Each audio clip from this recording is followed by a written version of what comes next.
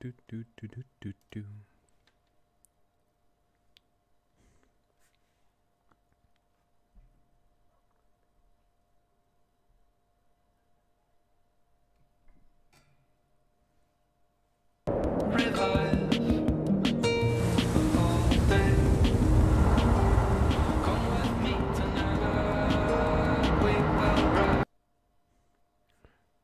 Boop a doop boop boo. Hello, hello, hello, people. You should know by now that I'm always like at least 3 minutes late. It's just how it works. It's just how it works. Greetings, everyone. Let's see who we have in chat today. We have F. Smith, who I believe was the first chatter.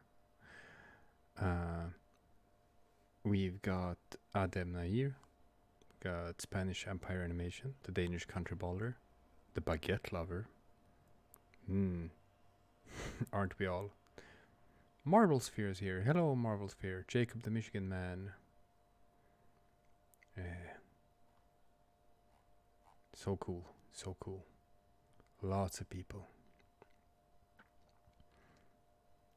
Waiter of Karma asks, how is my daughter?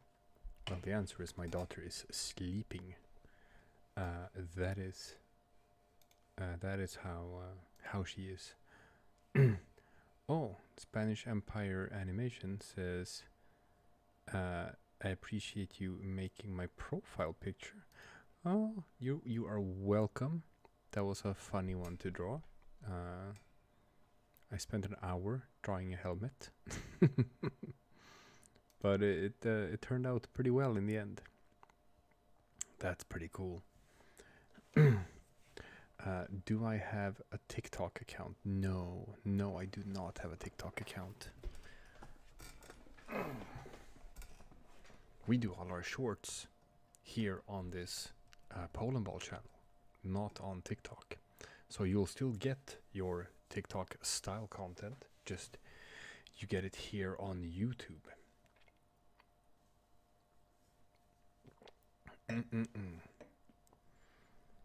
Now, oh, I did not draw all of this. This is a canvas that Cola has been working on for months together with chat, just adding new stuff all the time. So I'm probably just gonna like continue on that tradition.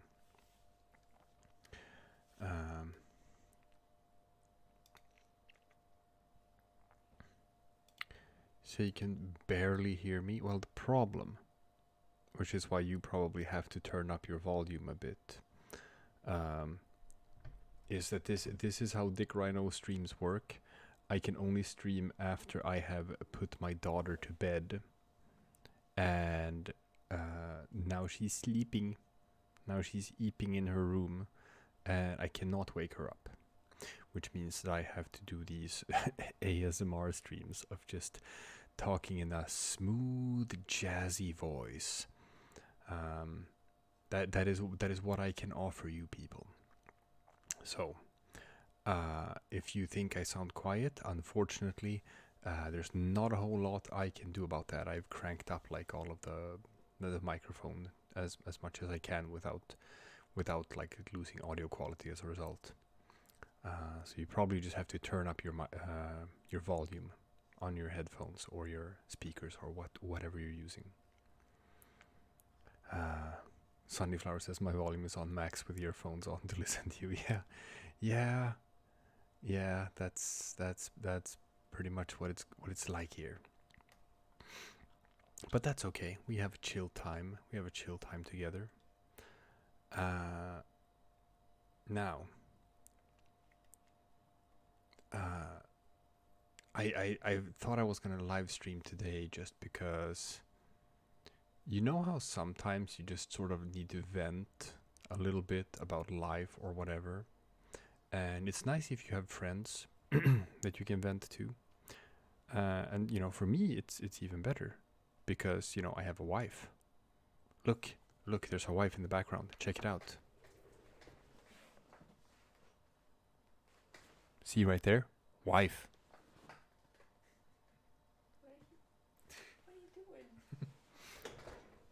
Yeah. Men will just look at that and point and say, wife. Are you putting me on camera? No, I would never put you on camera. That would never happen. No, you're not on camera now. Don't worry about it. I'm blocking you. Don't worry about it. You're not on camera.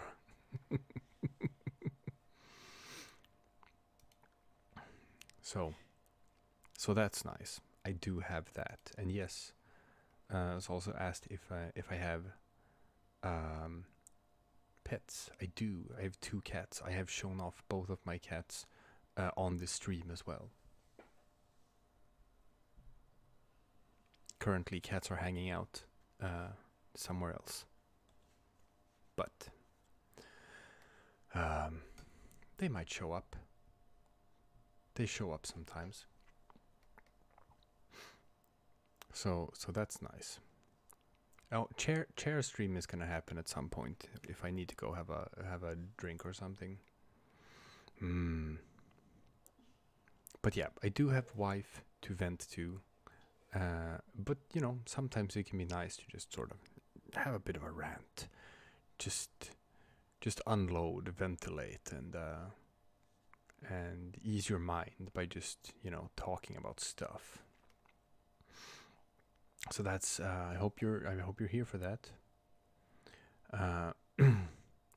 The Danish animation says my mother's boyfriend tried to murder my mom when I was 10.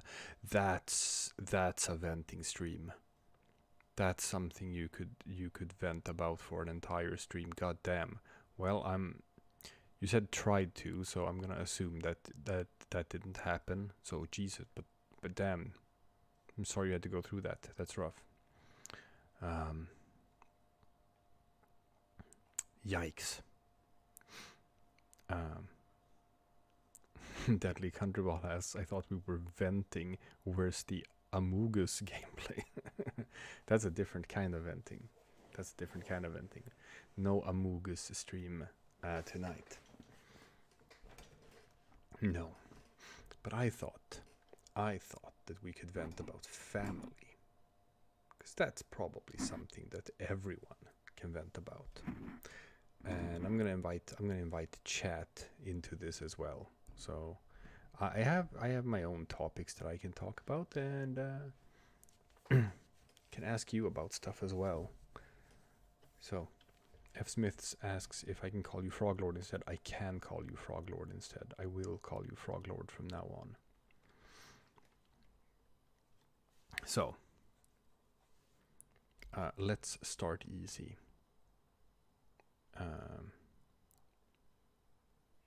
Let's start easy. We can do a poll. And let's ask.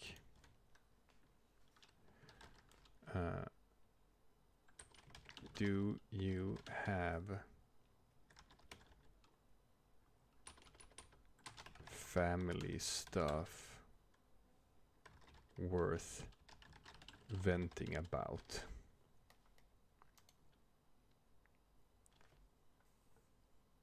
And we can see how many in chat have or have not. Some people don't, some people do. Spanish Empire Animation asks, so what are you gonna draw? You're right, I should draw something.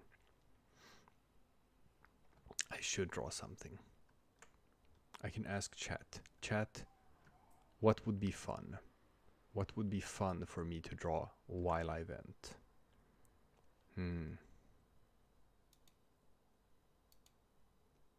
It's very even right now. Very even. It's almost a 50-50 split among people who do feel they have family stuff to vent about and people who don't. Ecuador shooting Peru. Here's the thing. I suck at drawing guns. I'm like really, really bad at drawing guns. So, preferably not. Preferably something else other than that. Make the USSR, China, and Vietnam encircling the USA menacingly. Okay, that sounds fun. I can do that. That I can do that. That sounds like a nice thing to draw. So let's get starting. Let's get to the starting. Let's see, 10. Yeah, it's a good size. All right. So as we can tell here from this poll, we are split down the middle. Half of you have family stuff you could vent about, and half of you kind of don't. Cat.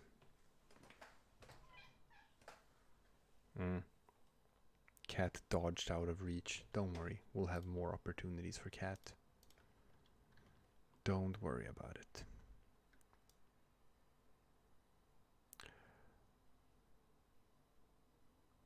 All right, so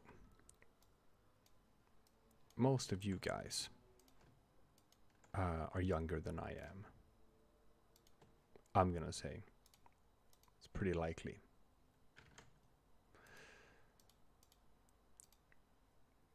So a lot of the stuff I'm talking about is probably stuff that doesn't really concern you guys yet. But it will at some point in the future, most likely.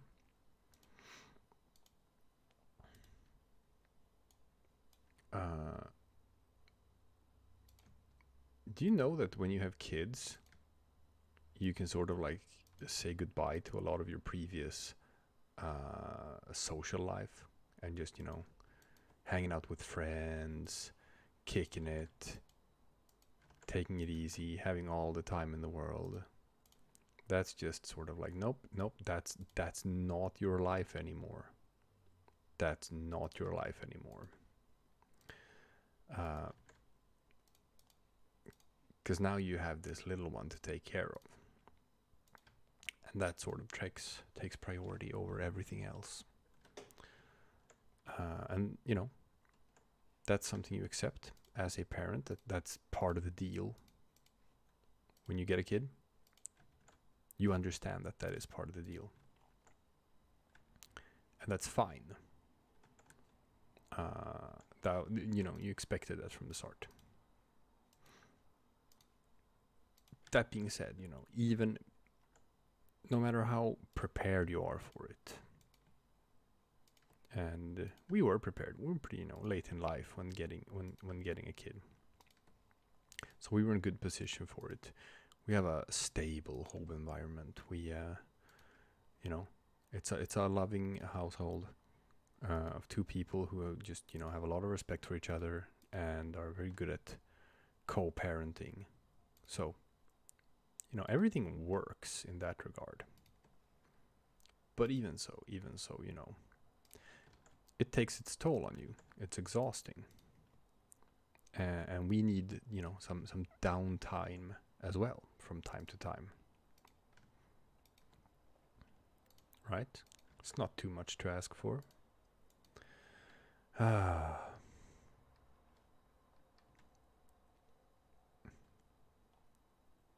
But that's easier said than done. That is easier said than done when you have a little kid. Especially since, in my case, my lovely wife comes from a different country. She's from Austria. And her family is just, spread out all over the world. And me, I've never been the sort of guy who has like a huge circle of friends, right? I have a couple of good friends, a couple, but not that many.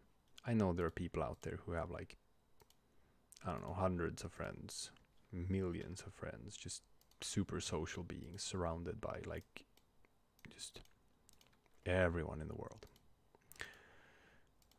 But that's not me, and that's never been me. So I don't have all that many friends. I have a few really good friends. And there's not that many of them who are also like in the state we're in right now, me and my wife, of just, having a small kid.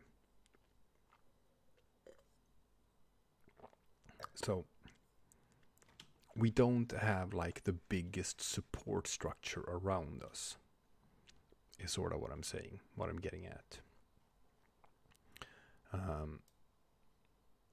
Which means, you know, for the sake of, you know, doing things, getting out of the apartment, it's tricky because that would require someone to look after our daughter while, you know, we get some time to just de-stress, just have some husband and wife time.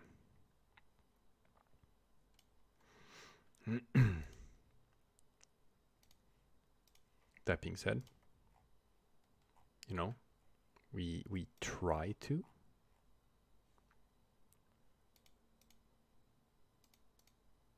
get it to work, and as such, you know, we try to involve family, specifically my family, specifically like my mom, so that she can help out. Can't have any assistance from my dad because my dad is an awful person. He is scum of the earth. He is an alcoholic. He is an abuser. And I cut him out of my life. I did that when I was 16 years old. And I have not seen him again since I was 16 years old. And I have no intention of ever seeing him again if I can at all avoid it. So no help there.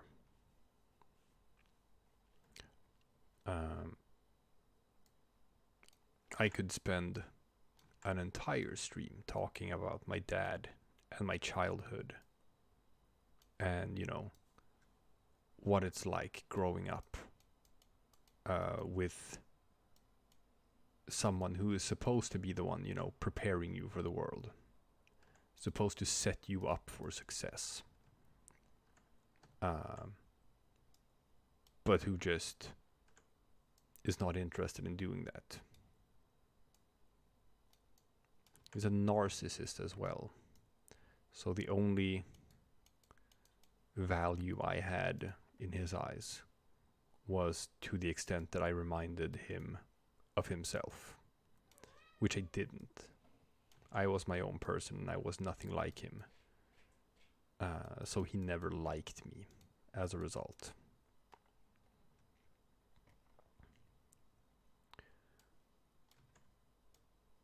And, you know, as such, I had to grow up as a bit of a lone wolf. Never had a lot of help in life, which is probably lends itself to like why I don't have all that many friends. I'm gonna see if I can nab a cat. I'm gonna see if I can trick this cat into standing still for just long enough so that I can nab Coco and show him off on camera. He's looking away now. This might be my chance.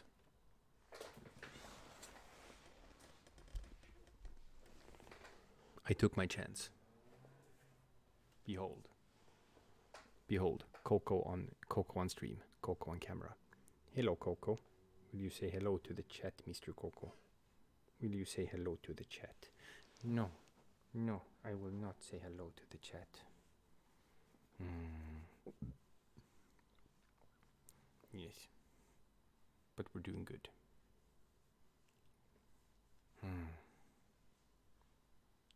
Yes, everything is better with Coco. Coco stream, yes. So good. Such a good cat. Whoop. Off he goes.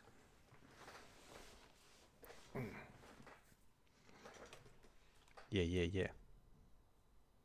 Chat is very excited about Coco stream. That's good. Should be excited about Coco. He's a very good cat.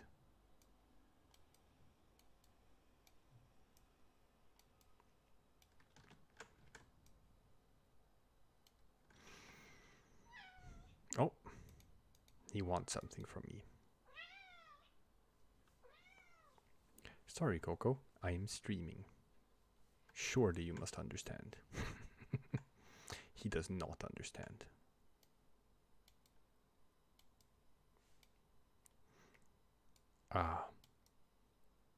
Anyway, guys, don't worry about me when it comes to my dad and stuff. That was many, many years ago. Many years ago.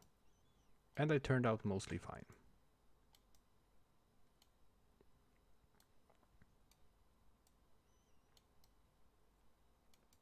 All things shall pass. It might seem tough while you're in it, but over time, everything tends to get easier. It's a life lesson that is sort of like, it comes with age, when you sort of like start to understand that and live your life that way. So for now, for all you youngins out there, I guess you'll just have to take my word for it. It gets better. Over time, you learn to figure stuff out. You learn how to make do.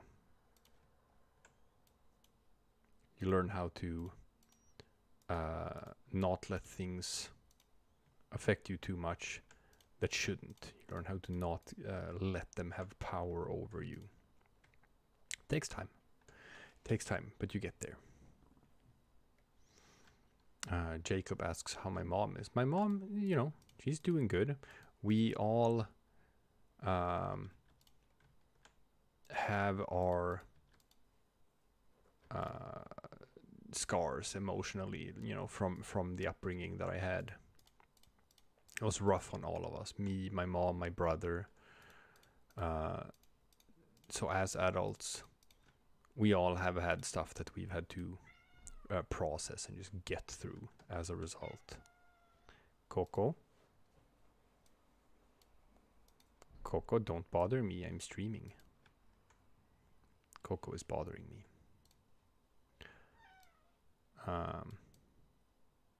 But we're fine. This is awful. Coco, this is too much. I don't even know what he wants. I gave him snacks before I started streaming. He got snacks.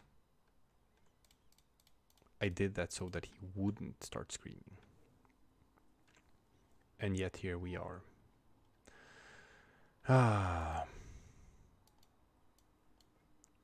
That's the thing about having cats, you know. Can't control that stuff.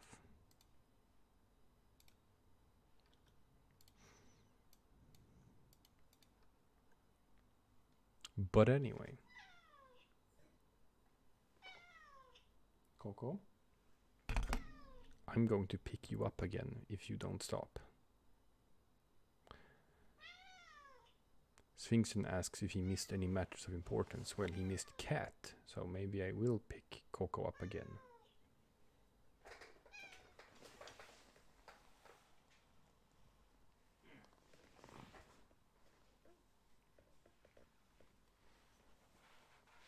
Okay, Coco has returned.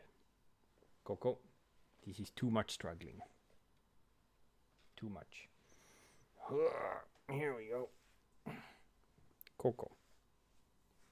Coco, I am trying to stream. And you are being a very naughty boy. You're being a very naughty boy. You're doing big meow meows. Don't do big meow meows. No.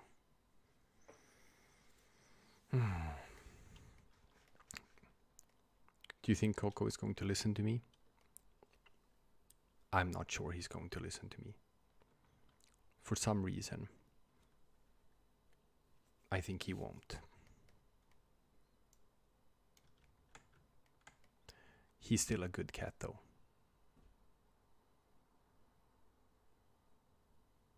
Even though he doesn't listen.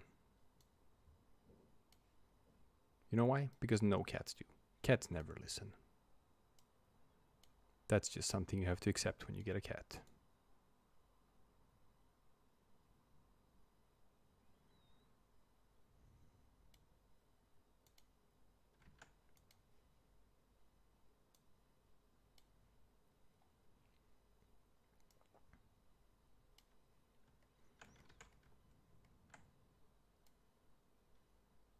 However, he gets annoyed when I pick him up over and over again. So hopefully,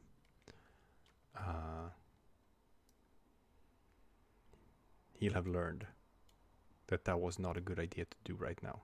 Coming and meowing at me while I'm streaming. If it just leads to him getting picked up, then he's gonna be like, you know what, screw this. And then he'll just walk away. That's what we're hoping for. No, it didn't work.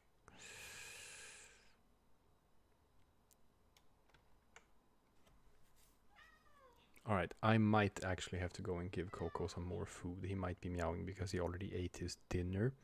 And now he wants second dinner. So, unfortunately, chair stream for a minute or so, guys.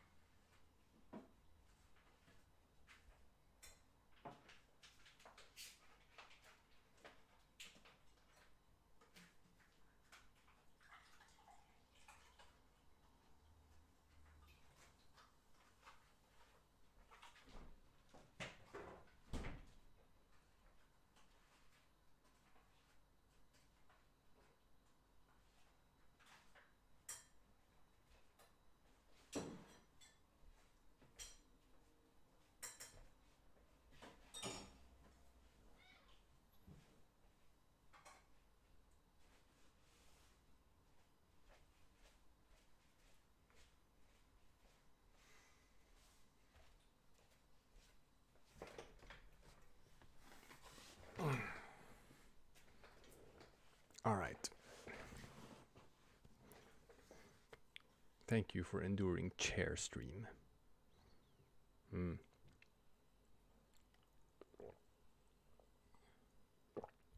We're back.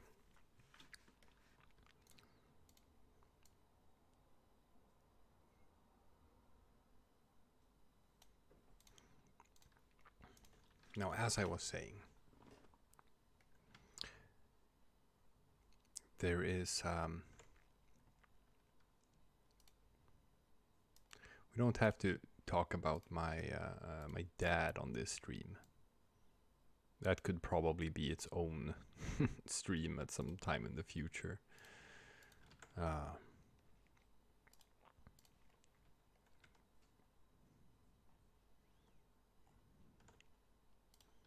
No. But as for today's venting,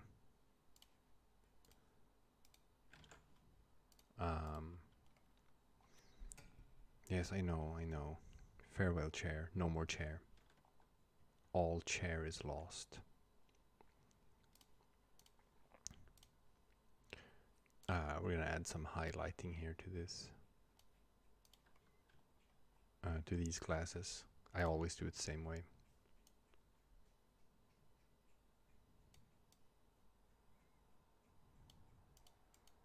But no, man, parenting is rough on you. And you sort of like need sometimes you need a bit of a break. just a breather, just, you know, some sort of relief.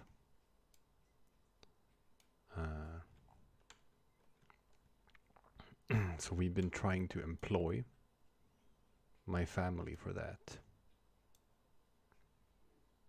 And we've had some issues with getting that to work. We've had some issues in the past as well, when it comes to like even before we got the kid, just cat sitting. That's another thing, so that we can go and have a vacation or something, get someone to take care of the cats while we're away. Which again, we've tried to like employ family for. And whoops.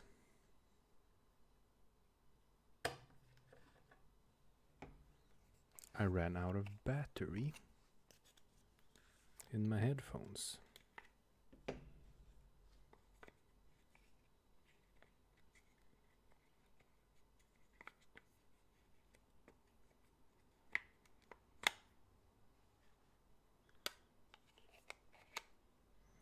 These are some cool wireless headphones.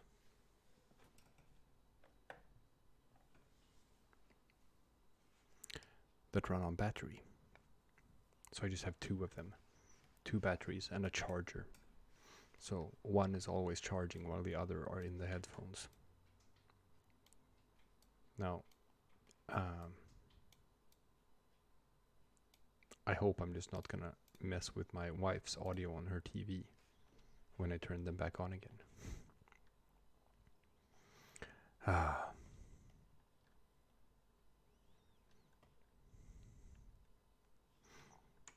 And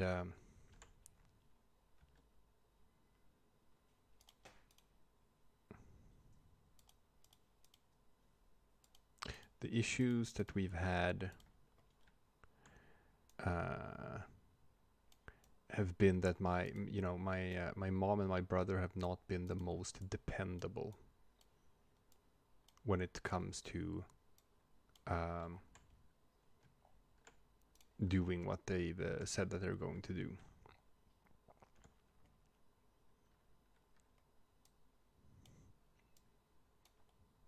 They've both had stuff that they've had to work on themselves, relating to, for example, like burnout. And as a result, they can't always deal very well with commitment and stressful situations. But that puts us in a crappy situation, because that means that like we can't make any long-term plans that involve them being like sort of support, because there's always just the chance that they could cancel on a moment's notice, and then we're just like left hanging. We're currently sort of in a situation like that when it comes to planning for having sleepovers, like having our kid get like, a sleepover with grandma, which we would love if she can do that. It's fun for her, it's a great way of connecting with her grandma, and it's one of those things that would give us, some time to breathe, some time for just ourselves, me and my wife. We can go and do something fun together or whatever. But now we're at like a point where even like the thought of doing it and planning for it, even that is like stressing my mom out to the point where it's becoming like difficult, and she doesn't like want to commit to it anymore. And it's like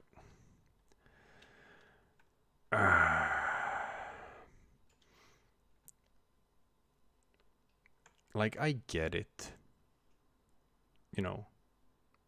mental health stuff is a real thing. I get it.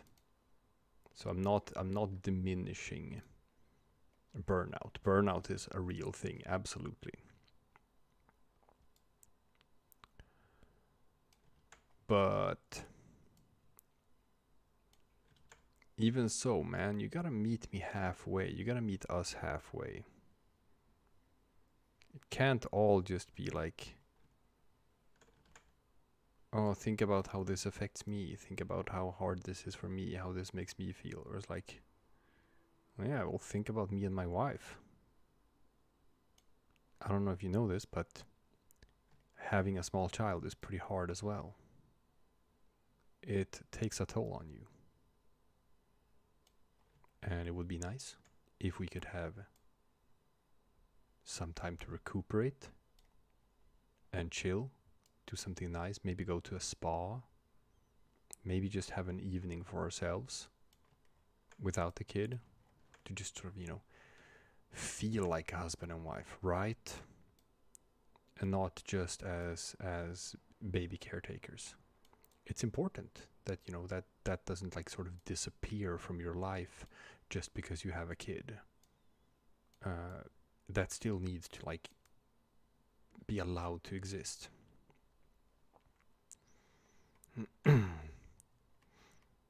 And the issue is that like there's still this expectation from family that, family is supposed to come first. If we need anything, if we need help with anything, if we have to, if there's an emergency, like who do we call? Who's number one in the phone book? Who's the first person we reach out to in case something happens or whatever? And there is still this feeling that there's this expectation that they still want that to be them. They just don't want to actually have to be dependable and actually have to show up out of nowhere if something were to happen. So that's where the frustration comes in for me. There is an annoyance that they want us to treat them as, our anchor, as our support, as the people that we can depend on. They just don't want to actually be dependable. And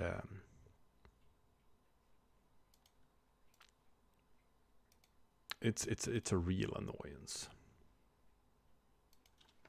It's a real annoyance.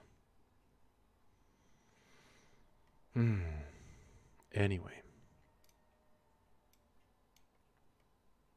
Now let's see.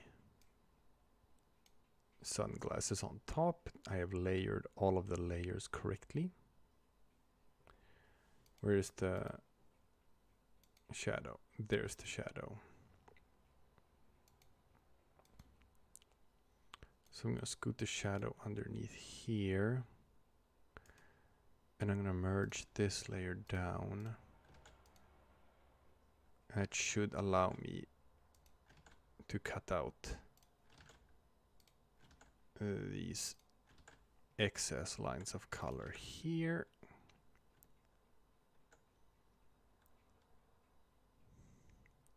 Automation says, I'm gonna go now. Sorry for not being active on Polandball Official. I've gotten severely demotivated, but I try my best to join streams if I can. I love this community and I'm grateful that I found this channel. You know what? We're grateful to have you as well, and don't worry about it. This is something that we've told people as well, like within the community, our own, comic artists in the subreddit, or community moderators here, or community moderators in the subreddit as well, where it's like, it is so perfectly okay to take breaks. Don't pressure yourself to just deliver content, even if you're like not feeling it. Don't think that you like always have to be active, because you don't. You can just chill, man. You do not have to be active in any capacity for more than like what you feel that you can do. And this community is very inclusive and it's very supportive. So if you need to take a break and just do something else, it's fine. Everyone's still gonna be here when you come back, and they're gonna be happy to see you back. That is why Polandball has the best community out of like any sort of internet subculture out there. Bar none. Absolutely bar none. I'm gonna see if someone's online. See if they want to join me on chat.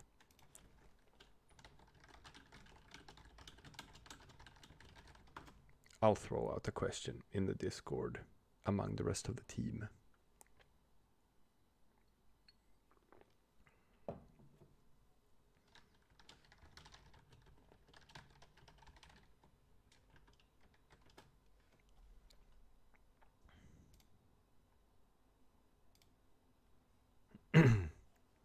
There we go, and we'll see if anyone pops up.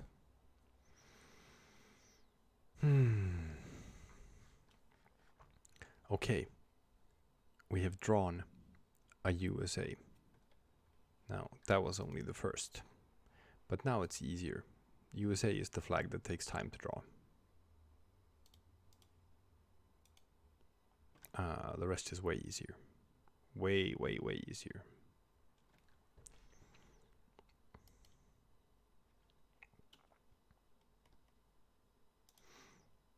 Scout says there are bad eggs in the community, but the community in general is pretty chill. Something that most of the other fan bases I'm in do not possess. You know what? I'm gonna go out on a limb here, and I'm gonna say that, without exaggeration, no hyperbole, Polandball is the best internet community that I've ever found. It is the most inclusive. It is the nicest, the kindest internet community, and it's like I would gladly recommend anyone to sort of join this and interact with it and have fun with this community.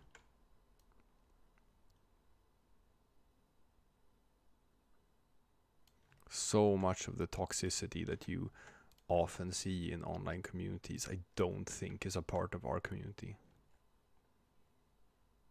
I think it's much better.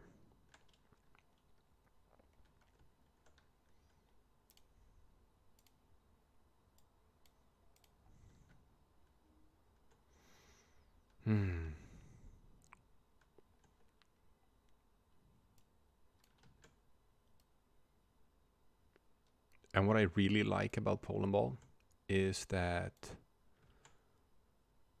I've seen so many testimonials over time from people who are like, oh yeah, I've always been like a flag nerd. I've always been a international relations nerd. I've always been super into these things like history and culture and politics and geography.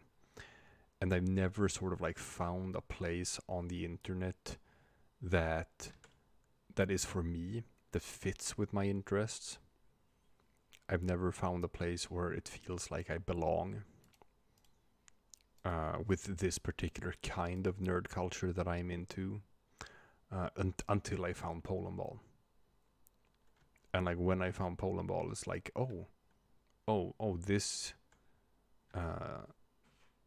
this is my home. I've seen so many people say that. And it's really like endearing and heartwarming to see that it has had such a positive influence in so many people's lives. Hey DickRhino, I've got a big drawing idea, says Burj Khalifa geographer. How about you draw all of the former Estonian parishes on Saaremaa Island as souls surrounding Saaremaa parish? Well, here's the thing. Aren't Estonian parishes just... Don't they have like just the shittiest flags? I'm going to see. Flags of Estonian parishes. The flags of the municipalities of Estonia. No, these are okay. Okay, this is good. Estonia actually has a lot of good flags, so I must have misremembered. Maybe it's Latvia maybe it's Latvia that just has shitty flags for everything. Yeah, if you go to like the Wikipedia page for the flags of the municipalities of Estonia, they actually have a lot of really, really good flags. That could be a project, just drawing all of the municipalities of Estonia. They're really fun. Really good. Wow, check those out.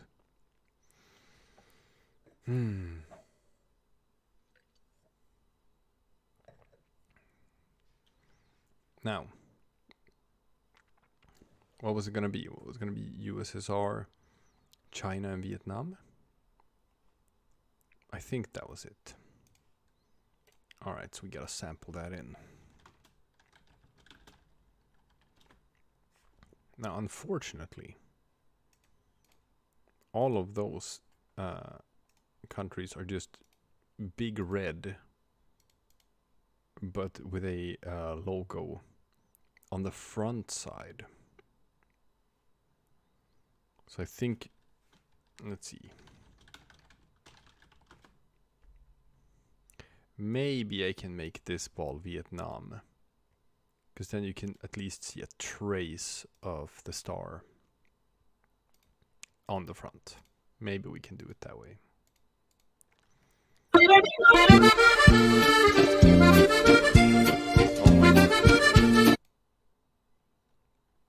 Gate Nerd, was that you?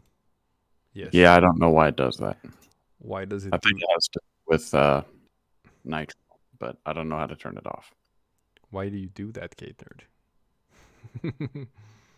All right. Celebrating the Olympics, I guess. Everyone say hello to Gate Nerd, who has come to keep me company. Hello, everyone. Why did you do that again? That wasn't supposed to happen. I just opened your stream to the second that I joined, and I hadn't muted it yet. I didn't realize that would be broadcast. Fun. Yeah. Apparently. Well, how are you? I'm doing pretty good. How are you? I'm good. I'm doing a bit of a venting stream. Venting on anything in particular? Well, sort of. For me, it's like, family, and because I think that's a topic that like a lot of people could probably vent a fair bit on. Depending on how much they want to share with strangers on the internet. Also, depending on if their families watch these streams or not. Very true. No, I don't think anybody in my family would watch. I've told my mom about this channel, and I showed it for like a millisecond or something, and I'm like, yeah, look, here's the thing I'm doing. I'm 100% sure that she forgot about it 5 minutes later. Nice. So, I don't think they know about this or would ever sort of like listen into any one of these streams. So I think I can just get away with saying whatever. Yeah. Oh, Aaron is here. Yeah, you know me. I just like to lurk around in the background. See, I heard like a little beep of someone joining, so I had to go and check. Chat, say hello to Aaron. Aaron is here too. We got a party going now. Hello, chat. It's a party in the USSR. Which isn't much of a party. More of a bread queue than a party. A communist party. Zinger. Nice.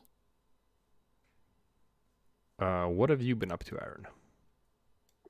Right now I'm drawing for a short, actually. So this all timed up quite well. Nice. I am just drawing some random stuff that chat has asked me to draw while venting and ranting about family stuff. That's the I was watching. Oh, that's nice. I try to watch the streams when I'm available to.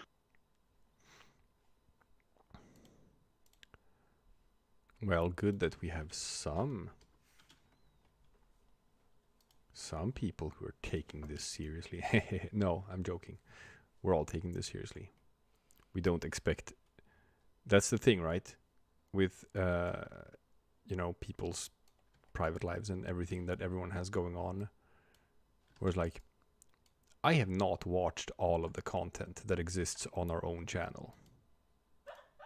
I have not watched every stream. Oh, yeah. Laughing wife in the background.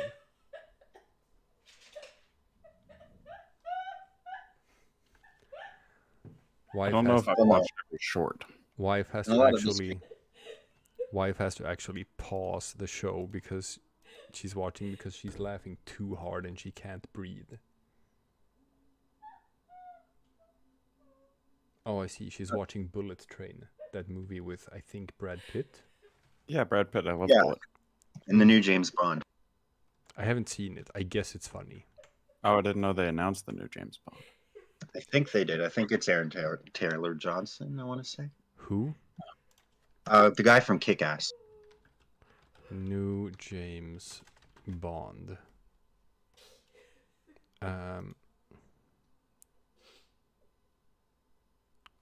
Something Taylor Johnson. Yeah, that'll be him. He was the guy who played Kick-Ass, but he had a glow up. Oh, yeah. Oh, I'm looking at pictures now of Aaron Taylor Johnson. Oh, he's in that movie. Oh, that's a manly man. Pure Brit. I heard people say that, like, oh, it should be Idris Elba. I think he would make a good James Bond, but yeah, he's just too old. Like, he's cool enough for it. They could do an old Bond, but it would also be cool to bring back an old James Bond actor to play an elderly James Bond, like Batman. Yeah. Well, yeah. I guess it was just like Idris Elba might have been the perfect guy, like 15 years ago. It could have been him or Daniel Craig, yeah. And the thing is you don't want to have a new old James Bond because they already did the washed up old James Bond arc with the last few Daniel Craig They've ones. already done the washed up old James Bond. You're absolutely right. No, you've convinced me. Gotta go new. The new hotness.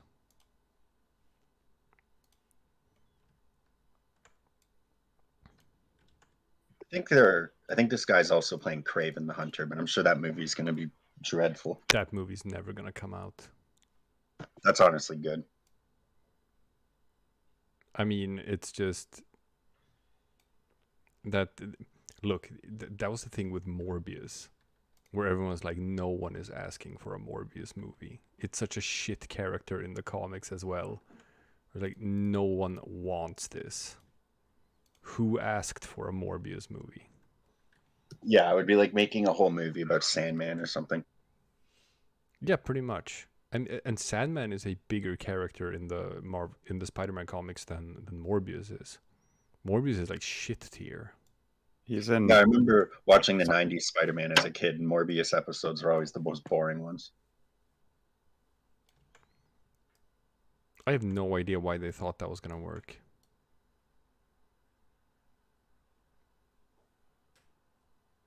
It's not like Jared Leto's any kind of draw either. I'm always happy when bad things happen to Jared Leto. It's like I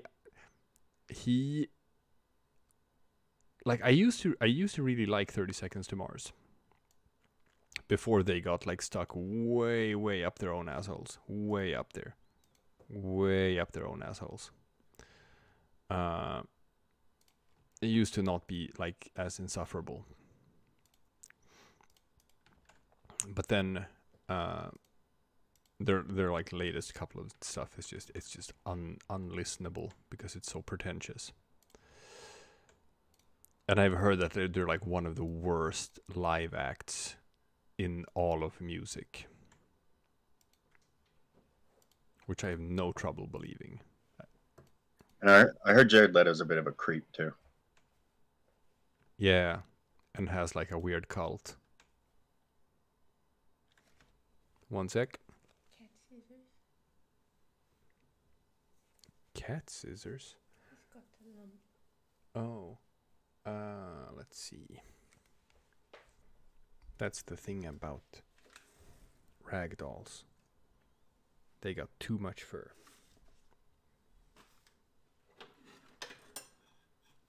Which means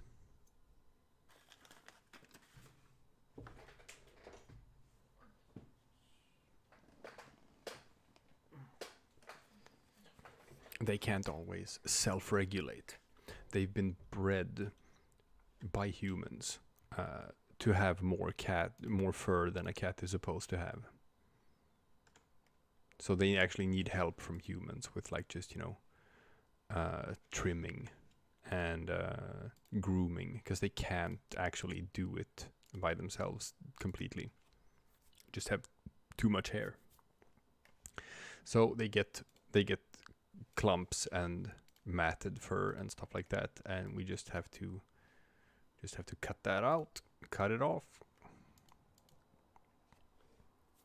It's a favor. So sorry about that little aside. I'm back.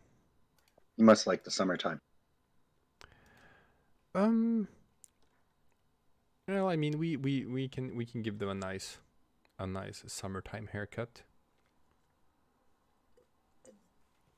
It's fine. The thing about ragdolls is also that they're really cool. As far as cats go, they're like very, very chill. They'll just sit there and let you cut them. They don't care. I think this one's gonna be China. What were we talking about again? It was James Bond. Then there was something else. Jared Leto. Jared Leto. There we go. Thank you. I've talked sometimes before about how like Blade Runner is my favorite movie of all time. And then and that gave me like an aversion to going and watching Blade Runner 2049 in cinemas, because I was like, no, this movie is holy to me. This movie did not need to get a sequel. I'm upset that they're making a sequel of my favorite movie. I'm like, this is sacrilege. Why are you doing this, Hollywood? You're gonna ruin the best thing ever. And then the reviews came in, and everyone was like, guys, this is actually really, really, really good. And I was like, okay. And now I'm cautiously optimistic. And I went and saw it in the cinemas, and I'm like, this is better than the original. This is like actually one of the best movies ever made, which is super cool. And Jared Leto is in that, and Jared Leto is the only bad part about the entire movie. I've never actually seen any of the Blade Runners. Blade Runner 2049 assumes that you have seen the original. They were made exactly 30 years apart, and they also take place 30 years apart in universe. So the original Blade Runner movie, presenting a dystopian sort of like cyberpunk future, takes place in 2019. It's dystopian, but I don't know about cyberpunk. It's dystopian. Yeah, we got that going for us. So Blade Runner 2049 takes place 30 years later, with a Harrison Ford who is 30 years older. Except he's not the main character this time. This time it's Ryan Gosling, and he does a stellar job, like a really good job. Turns out Ryan Gosling is actually like a hell of an actor. Who knew? Oh yeah, no, Ryan Gosling's great. And you should see them. They're really good. Like the original Blade Runner movie, it still holds up. It's still like just a really, really goddamn good movie. I think I've been meaning to, because I heard 2049 was so good. It's just I got so sick of like just people rehashing old movies, but it is different, I heard, and better. This is absolutely not a rehash of the old movie. The narrative goes in like a completely different direction, but it is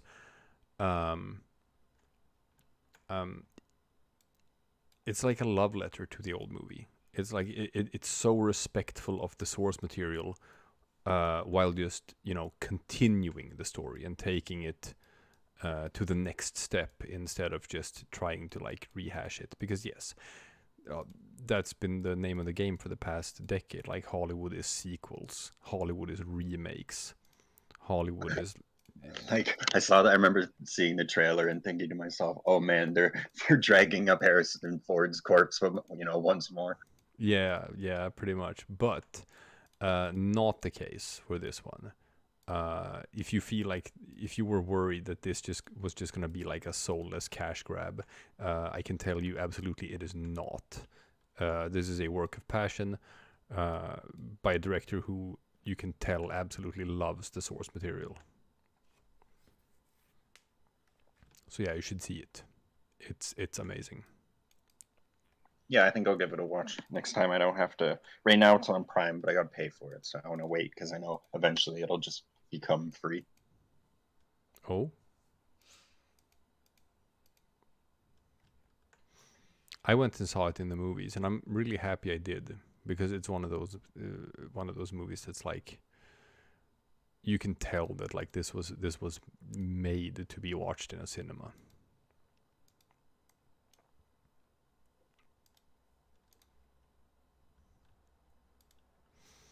I, for some reason, live very far away from any movie theater, even though I live in a large city. So I never go see movies anymore. That's tragic. I know. I used to live close to a movie theater, but even when I didn't, I always like just made the effort to like just go into the city to go and watch the big screen stuff when it felt appropriate. I was one of those guys who sat outside for like not 24 hours, but at least in the whole night. I sat outside like 12 hours or so, waiting in line to get premiere tickets to the Lord of the Rings movies when they came out. I did that for all of them.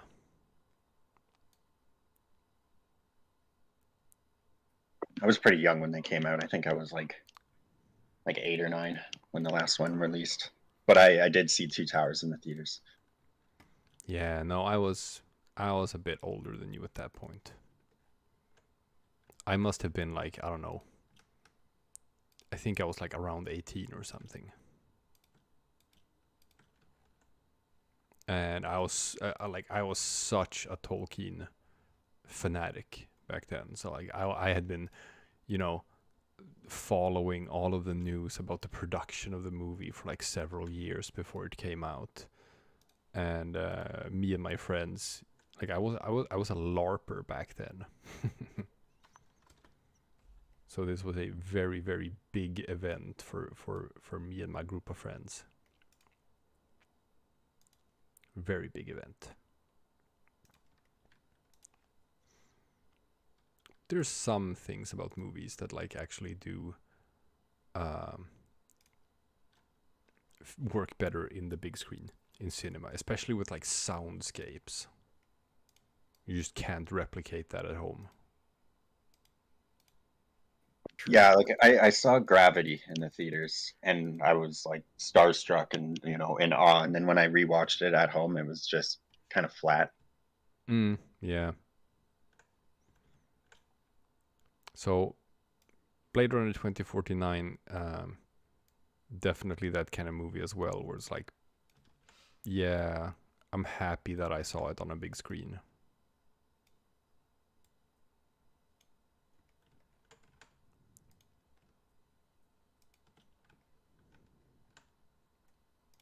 It's funny.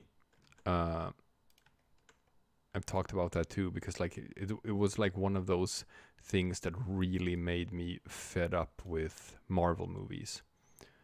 Was that Blade Runner 2049 came out very close to Age of Ultron, Avengers 2. And I think it's like that might be like the Marvel movie I dislike the most. Because that was when they really, really went overboard with like, okay, we got to get everyone in this movie, and everything has to happen at a breakneck pace because everyone has to get their 5 minutes of screen time. So it's like, oh, Captain America, okay, get him off here, get him out of here. Now we have to squeeze in Tony Stark. Tony Stark, you get a second of screen time so you can say something. Okay, get him out. Now we have to get the Hulk in. You get 1 second of screen time, and next thing, get him out. Like they did that with everyone. And it's just the entire movie just felt like such a race and such a rush, and it felt like so much was still left on the cutting room floor just to get it into like any sort of manageable screen time. You could like tell watching that movie that there was like, oh, you just cut out entire portions of this movie. I think there was like a scene of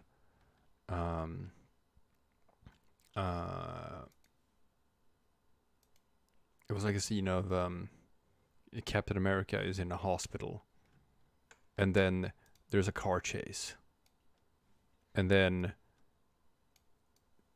or just some car just drives away, and then suddenly there's a bridge and an overpass, and now Captain America is standing on top of that bridge and is jumping down on the car, and I'm like, wait, Captain America was just in the hospital.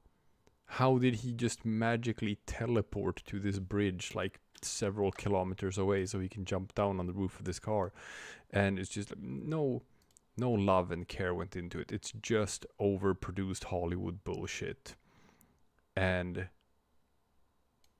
I just went out of the movie theater just feeling exhausted. And I'm like, I did not enjoy myself watching this movie. And then I went and saw Blade Runner 2049, and it's so wonderfully slow. Where just every scene gets time to breathe.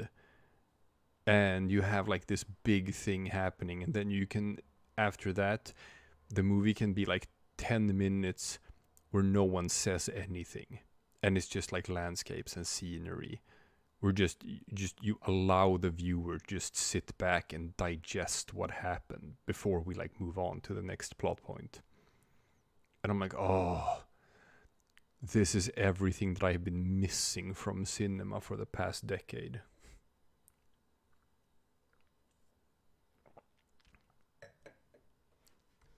Does that make sense to you guys? Oh yeah, I totally agree. I mean, I haven't seen it, but I definitely think that my taste in movies, or not my taste in movies, but my enjoyment of movies has gone down significantly, because a lot of times it's like so much setting up for the next movie. We're trying to have like a continuity or something, and it's everyone wants to have a cinematic universe. Yeah, it's exhausting. I kept up with Marvel for a while, but I saw Quantumania and I hated it, and I have not seen a Marvel film since. Ant-Man was the first Marvel movie I just shut off halfway through it. I started watching it with my wife, and we had gone like maybe not even halfway, maybe like a third of the movie, and I just looked at her and she looked at me, and I'm like, should we just turn this off? And she's like, yeah, I don't want to watch this. It's not good. Still fascinated by the idea that like, oh yeah, Ant-Man 3, that's where we're going to really like launch like the next big bad of the Marvel saga for the coming several years or whatever. Yeah. And like, why would you do that? Why would you launch the next big bad in Ant-Man 3 of all movies? No one fucking gives a shit about Ant-Man.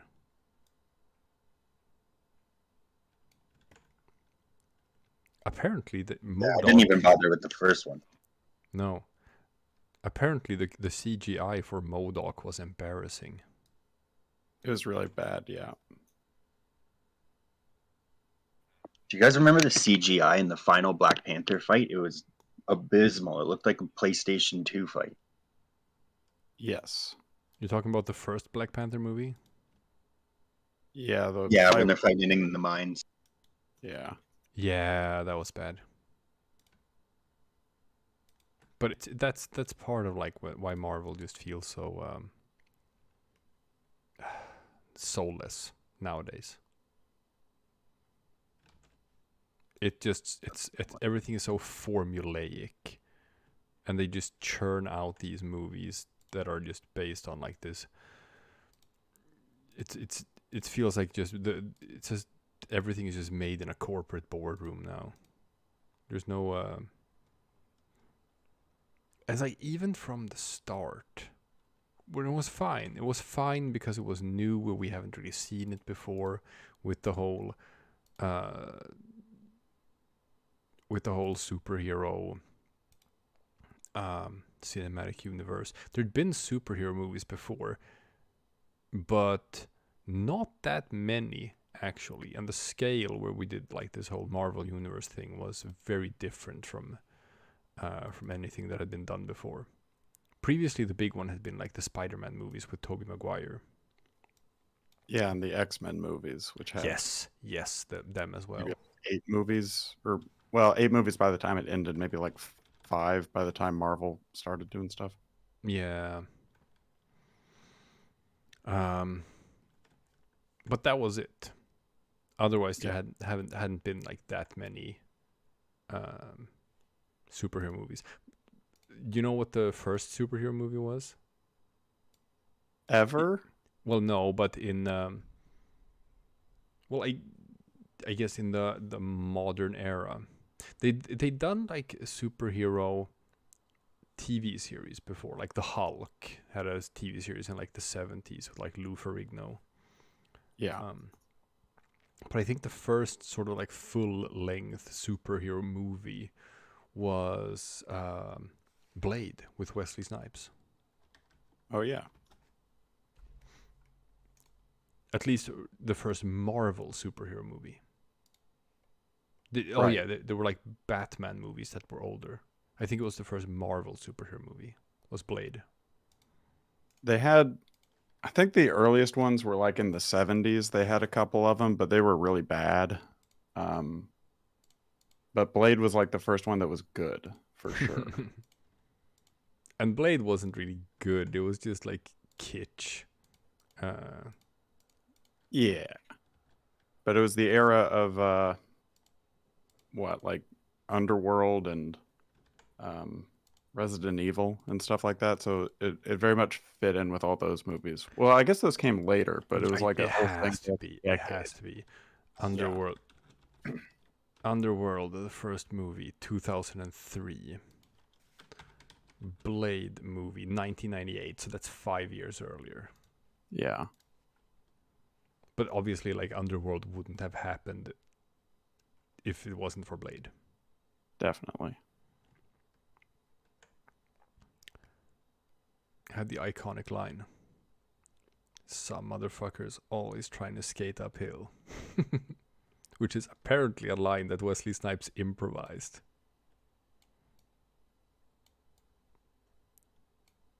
He was a weird guy.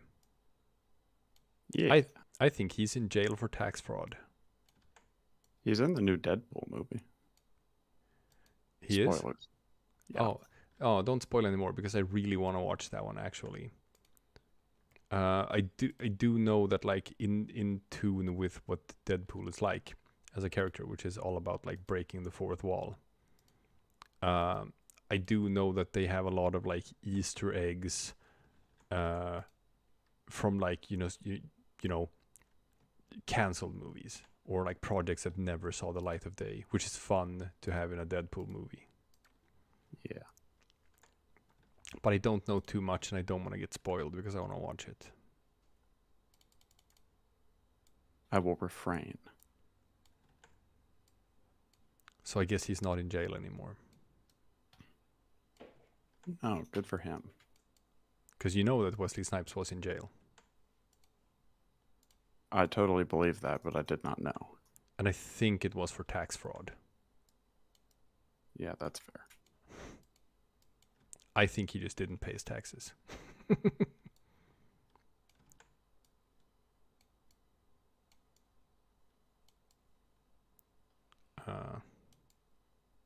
Now I have to check so that I don't commit the crime of slander. Was Wesley Snipes in prison? Yeah. Oh, okay. He's been out for a decade. He served a year and a half in prison.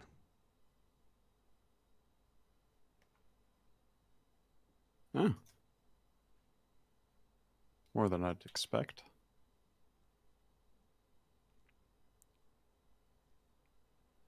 IRS don't play games. No. Yep. Sentenced to 3 years and served half of it for willfully failing to file millions of dollars worth of past tax returns. So yeah, tax fraud. Don't commit tax fraud, people. IRS don't fuck around. What got Al Capone? That is how they got Al Capone. Gotta pay your taxes. Same thing in Sweden too. Swedish criminal system do not fuck around with taxes.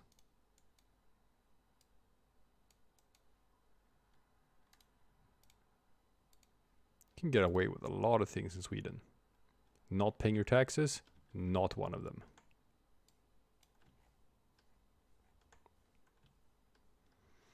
I always thought it was kind of strict. Sweden?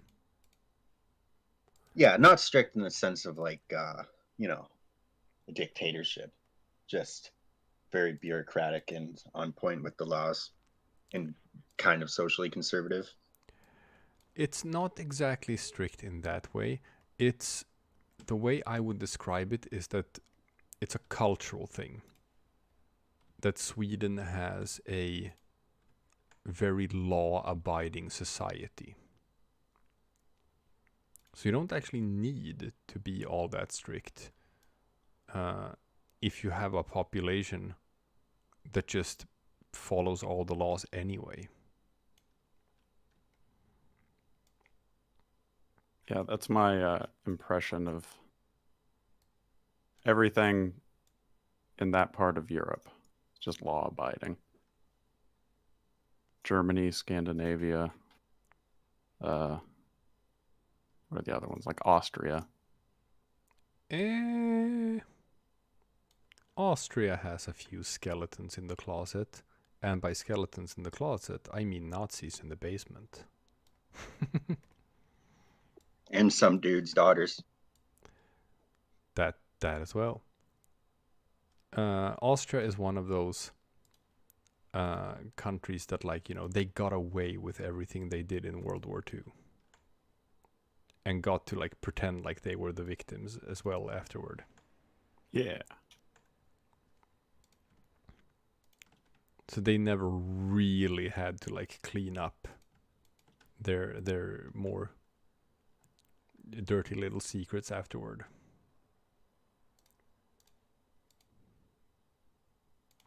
So, are they law-abiding, or did they just get away with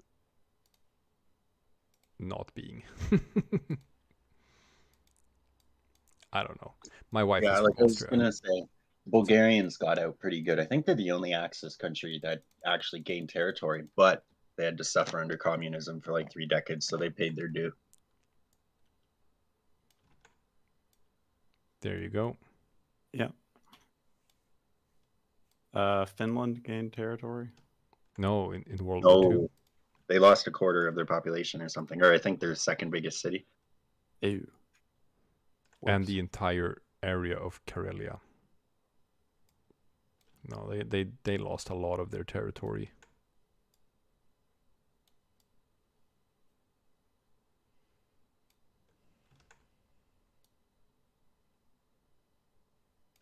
Yeah, they got kind of a hard deal because I feel like they had to be accessed. Like it was out of necessity because it's not like the Western Allies were going to help them in any meaningful way. I saw a historian comment on the outcome of like World War II and the different theaters of battle, and like Sweden is probably the luckiest country in all of World War II, because basically the only outcome of the Winter War that would have been beneficial for Sweden was a draw between the USSR and Finland.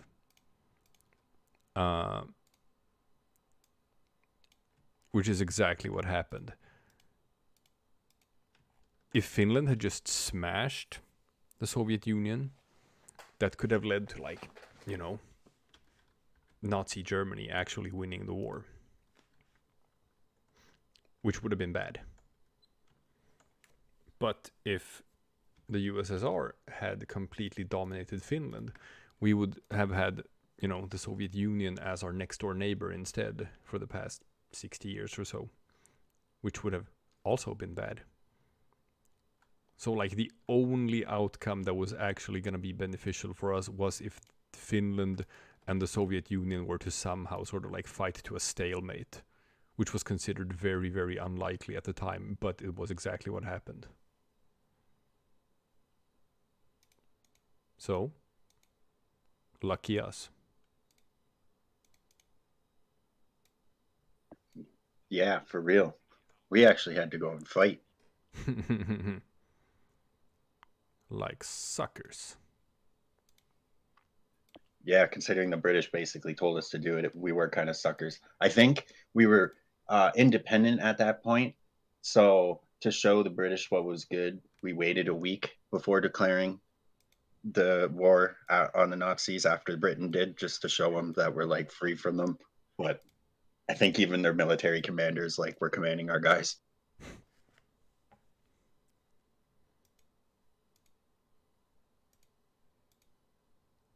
I'm sure Canada had some, was it leaders, generals, or something? But I think the Yeah, they American, did. Just no huge ones. And I think once the Americans got involved, we saw even less Canadian generals and stuff. Like a lot of the times we would be shuffled in with the British. yeah,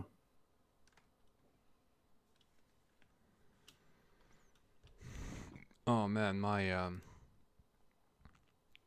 my GIMP is really starting to lag. Like everything I do takes like a minute. I think my computer might be running low on RAM. how many layers do you have open? It's actually not that many. It's only like 5 layers or so. Oh, I think I'm just running low on all of my RAMs.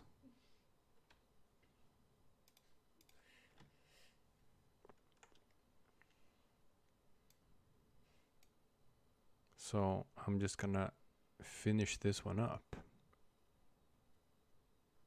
And then I'm probably just gonna chill for a bit and chat with you guys. But I'm not sure if I can continue drawing right now without just sort of like having this program decide to do the self-kill.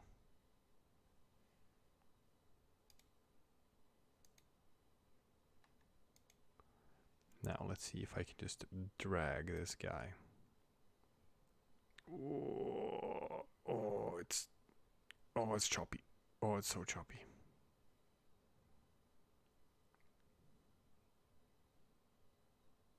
Yeah, that's no. It's gonna be a little bit closer. There we go. Nice. Which one is America? There's America. Yeah. All right, that's pretty good. That looks pretty good.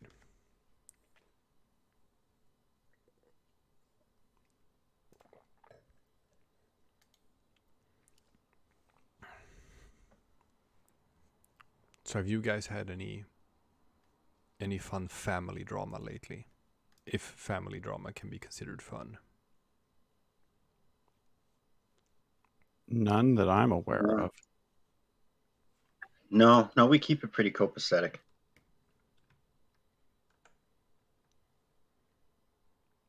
Do you think I should draw like a drop of sweat on USA? Yes. Yeah. All right, let's do that. That should be quick.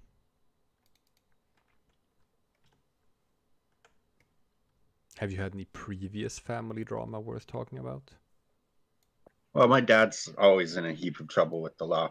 I'm not particularly close with him because he's a bit of a unhinged lunatic, very much into the drugs. Lost his driver's license for life because he keeps going on car chases with the police. Never a single DUI though, which is impressive for a guy who's lost his Wow. license that many times.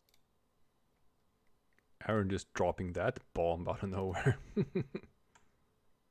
Well, you said past drama, and this is probably like April.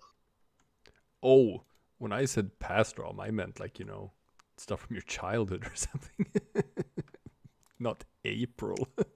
Oh well, it all blended together. It was a long, arduous journey for him. So it definitely leaked into my childhood.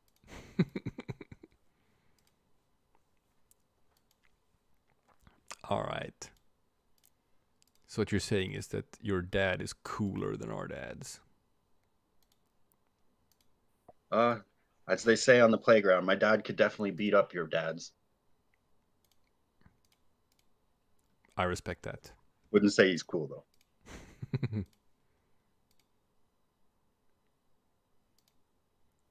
I wonder if I'm a cool dad. I hope I'm a cool dad. You'll be cool until you're incredibly embarrassing. Okay, but what if we all become like YouTube gorillionaires? That's something that like kids think is cool, right? Yeah. It all depends, I guess, on the content. Because then you can be like, I had a guy like that in my school because I grew up in like a pretty affluent area. I had guys who were like, it's so embarrassing looking back at it, but they were like definitely the type who didn't say like my dad can beat up your dad. It was more like, you know, my dad can buy your dad. Which is like, that's the sort of shit that you say if you want to get your mouth smacked.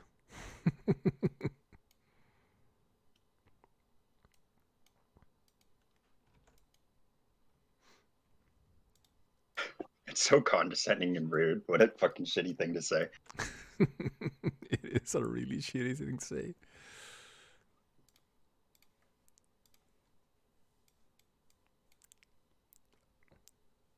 Of course, the guy who acted like that, we mocked him mercilessly for it. We made him cry. Yeah, it's kind of like I hear these YouTube beefs between like I don't even know, just YouTubers, and they're always like, "Oh well, you can go to sleep with your like less subscriber count," and it's just so sad. Yeah, I know, it's so embarrassing.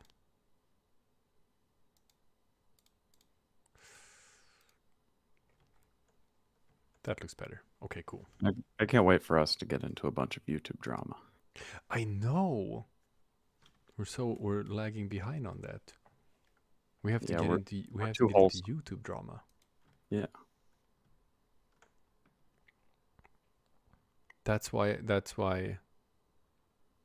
I pitched that we should start rap battles against other YouTubers.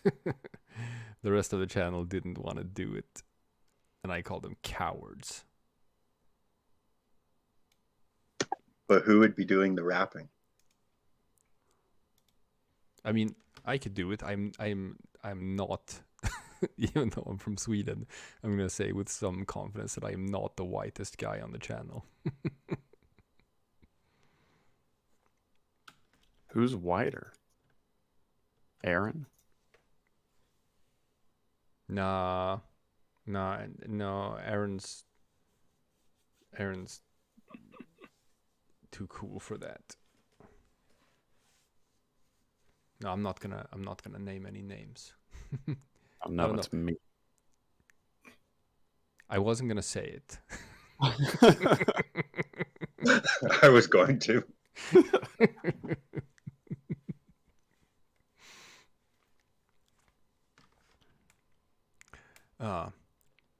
Sorry, chat. I'm not sure I can do any more drawing right now because like my computer is really sort of like crapping its pants. So I can sit and chat and but I'm not sure that like I'm worried that like everything is gonna crash if I keep on like stacking layers and doing stuff. Maybe maybe I can do something else. Maybe when I have you here, we could do some art reviews of some stuff other people have drawn. Yeah, that would be cool. Okay, hey chat. Dropping this right now. If you want us to take a look at some of the stuff that you have worked on, and me and Aaron and Gate Nerd can talk about it on camera, then go to our Discord and go to the comics and art channel and drop some stuff there, and I'll just pop it open and talk about it. Yeah, this streaming time that you do, I know it's real late for you, but it's right when I get home from work, so it works well for me. Yeah, no, it's midnight here.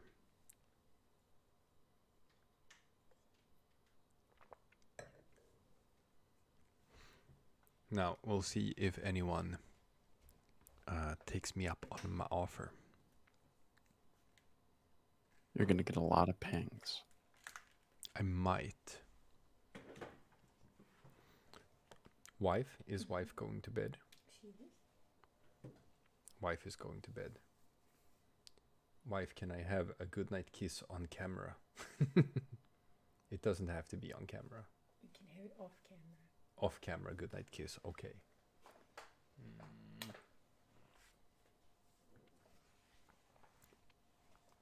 Her name is not wife.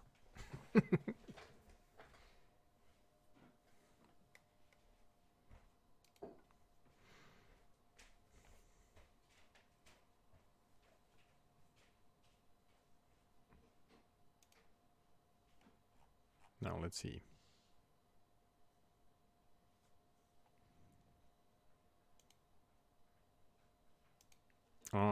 So USSR posted, and this is a work in progress for the upcoming contest. The next contest that Cola is doing is movie posters, and I've seen some of the stuff that people have been making already, and it's like really, really good. There's a lot of like really, really cool stuff out there. So this is very clearly a Godzilla poster. This is gonna look really cool when it's done.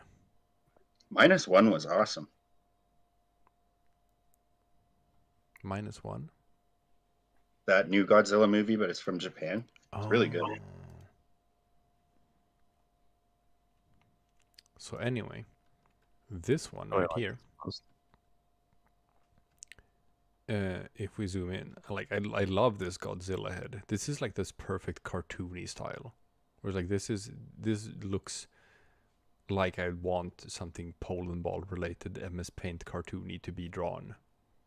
This still looks like very cartoony. And working on the lightning scales. These smoke layers are also pretty nice. They haven't done a whole lot of detail on the buildings yet, but when they will do it, it's gonna look good. There's some line tool use here, but that's fine. We're not on the subreddit. No, I've been using line tool and stuff when we're in a pinch for shorts. It's easy. It is easy, yeah. I actually used a bit of line tool for the thumbnail for today's stream as well. It's so liberating. It's like, I can just do this. I can just use the line tool. Although I was kind of filthy. I used the circle tool and I regret it still. I feel like I debased myself. I saw people commenting on that, where it's the shot of the Earth in CSM's latest music video, and people like, is that a circle tool Earth? Oh, how It looks like a circle tool in the photos. Oh, how the mighty have fallen. Sphinxen posted, you asked for some art to review. Here is some of my art if you like to review it. First 2 from contests, and third is just a thing I made on my own. Let's look at that one first, because it's probably something that hasn't been shown on stream before. So it's this one, some old communist art. We're just gonna wait for it to load in. There's like a 10-second lag on the stream, so I'm gonna wait until Aaron and Cole I also have it on camera and can see it.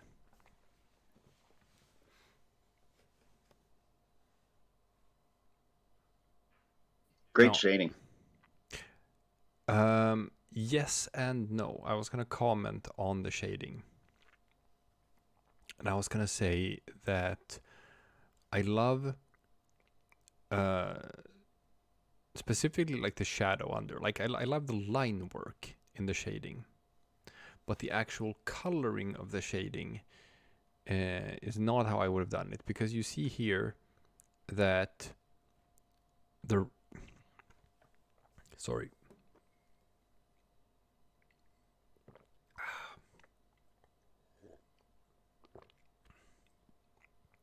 Good Lord.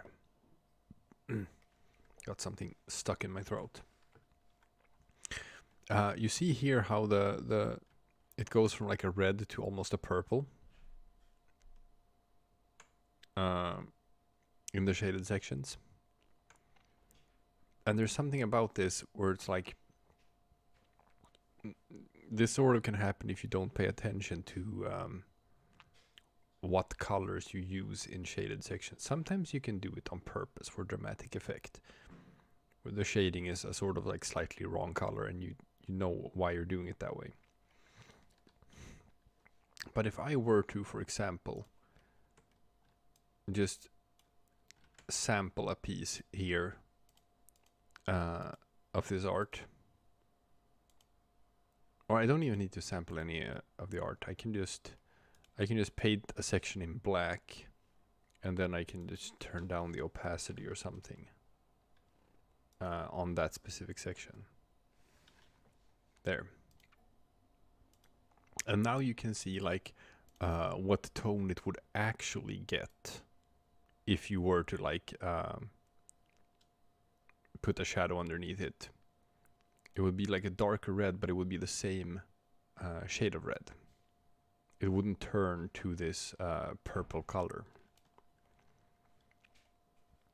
So you can see that if you just use a trick like that of just, you know, actually just making it black and lowering the opacity.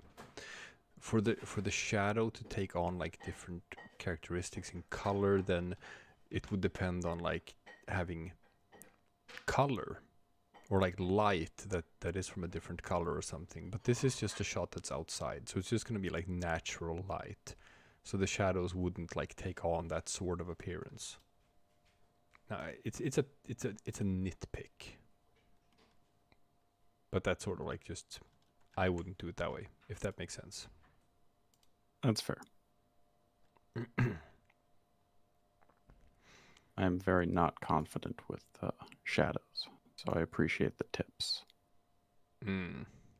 Typically, when I'm in MS Paint, it's very easy to... Now, it's been so long that I've used Paint, but I do know it's pretty easy in Paint to... if you edit a color, if you have the color you're in and you go to the editor, there's just like a little slider on the right where you can drag it up and down. and you will still keep like the exact hue, but just darken it or lighten it. It's a bit trickier to do that in GIMP, but you can sort of do the same thing. It's just that like you have to like just click on the right place in like a big map rather than just using a slider. But you can still do it. So I would recommend, instead of just trying to come up with the correct color in MS Paint for when you're shading, just use the slider. Keep the exact same color you have, but just slide it down to be a bit darker. If you're not like using layers. If you use layers, then you just make a layer in black and just decrease the opacity, right? Yeah. That's what I do.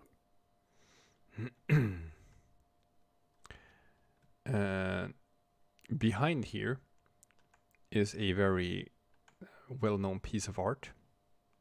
You recognize it, the pyramid? Yes, there's a meme about it. It's a very classic piece of socialist propaganda art. If I Google the socialist pyramid. Yes. Pyramid of the capitalist system.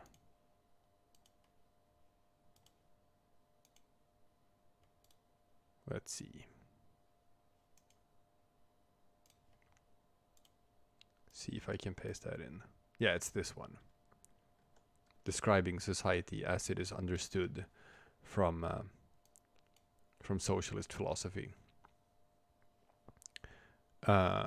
Describing how capitalist systems work. How there's the ruling class and there's the religious class that just deceive the people, and they control the military, and then there's the rich people, and then at the bottom is the poor workers who do everything. Very, very classic piece of socialist propaganda art.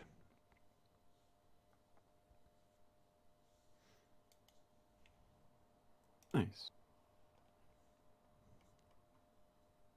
I like it. Good for them. I don't Very know what good diagram. I don't know what that half torn image on the left is supposed to be. Do you guys recognize it? No. I'm waiting for it to show back up on the screen. There. No.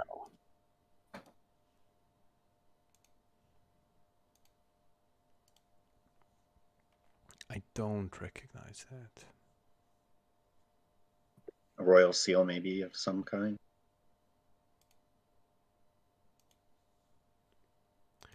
Okay, Froglord wants me to show off like a lot of stuff. I'm gonna pull them all up in the browser and see.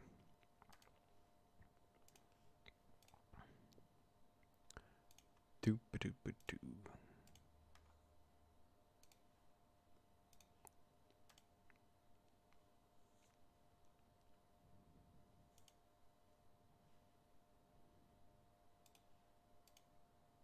Well, not all of these are worth showing off. I don't think I'm gonna show off a happy Britain bathing in shit. I don't think I'm gonna show that one on stream. That sounds like such classic Polandball, though. That's so good. Okay, should I show it on stream? Yeah. Yeah, okay. Okay, so we have, I'm not sure this was meant as a serious suggestion, but here we have Britain happily splashing around in getting showered in shit. It is definitely a piece of art.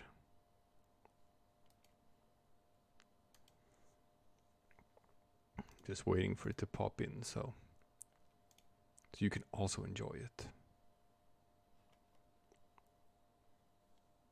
Ah, there we go.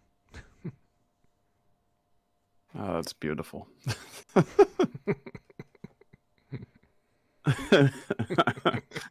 I really like that. It is. It's true art. Frog Lord says that it's supposed to be mud, but I prefer it. Sam says that one Brain for Breakfast comic. Yes, that one Brain for Breakfast comic. I know exactly which one you mean. I think I do. I'm gonna pull that up. It's the one with Spain and Portugal, right? It has to be. I'm gonna put. Yeah, what's Portugal looking at? It's one of my favorite Brain for Breakfast comics. Here. This one. Portugal, what you are look at, and it's Spain sitting in a pile of feces, saying, "Ah, look, I am eat me own shit." And then Portugal being jealous because he doesn't have any shit.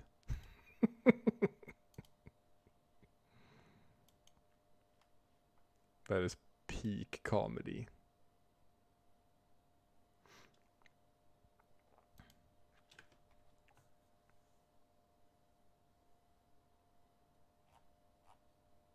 Oh, it's finally appeared. Ah. Yeah, that's just a good comic. Classic. Yeah.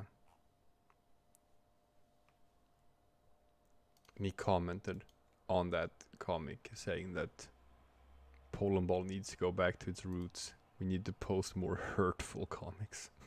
That one would make a good short. You think we would be getting away with having a country eating its own feces, or do you think that would get like demonetized?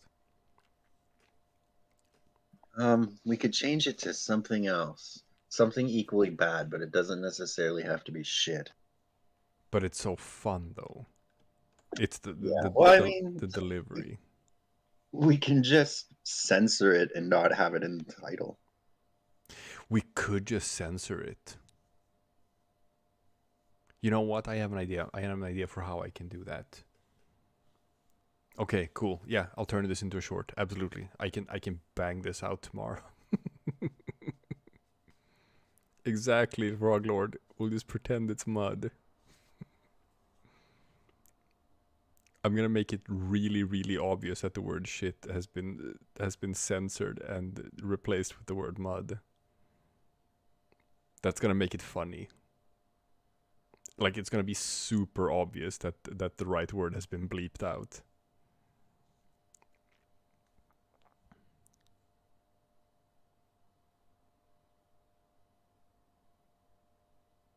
Yeah. I can make that happen. All right, I'll do this one, guys.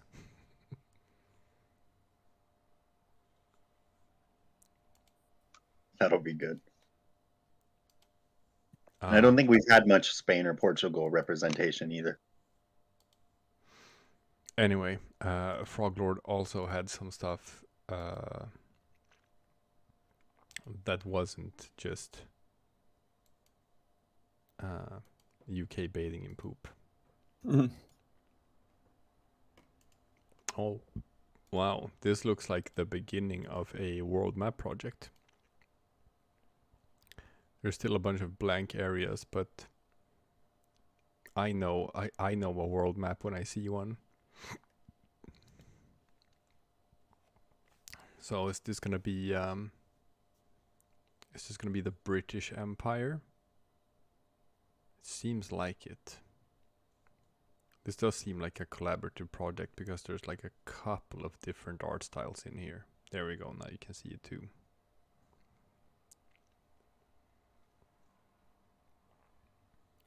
That's pretty cool. I always like the borders. That's my favorite part of the like 2 world maps I've ever worked on.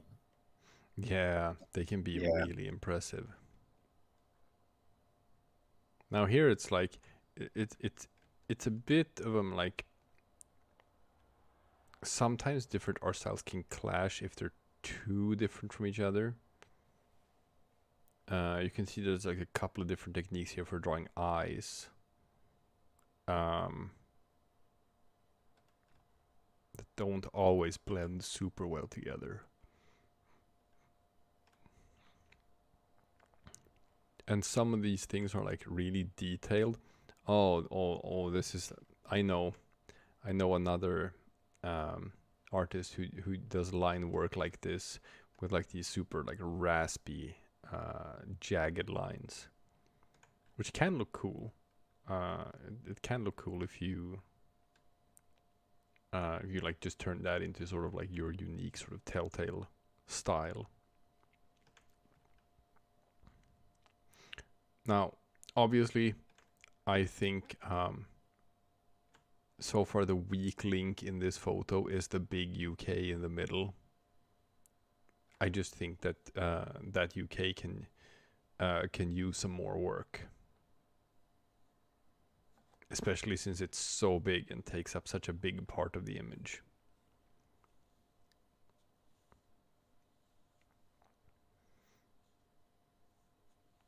That would be my judgment call. I agree.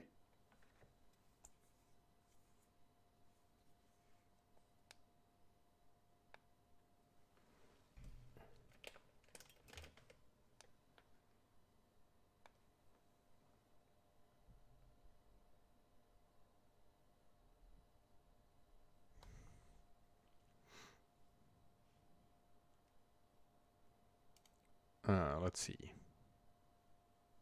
Check. You guys still here? Yep, sorry. No, I had to check that my microphone was still working.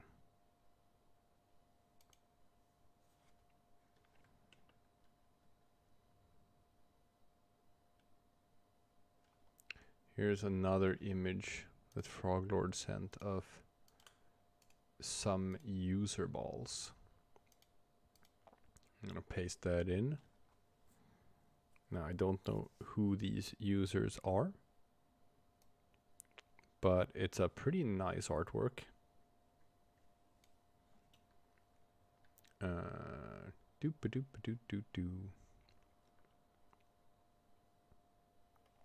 Somebody asks, can someone tell me what's venting? I'm not native in English. Venting is short for ventilating. It just means basically to release pressure. In the context of talking and chatting in human relations, it means talking about your problems as a way to process them and deal with them and sort of like feel better. Just being allowed to talk about stuff makes you feel better about it. So that's what venting means. But nowadays we have a whole generation of people who don't know how to talk to each other and who don't know how to have serious conversations and who just speak to each other in terms of memes and internet slang. So they just refer to venting as trauma dumping, and that's bad and you shouldn't do that. Man, I wish people remembered how to actually, function in a society together with other people. Those were the days.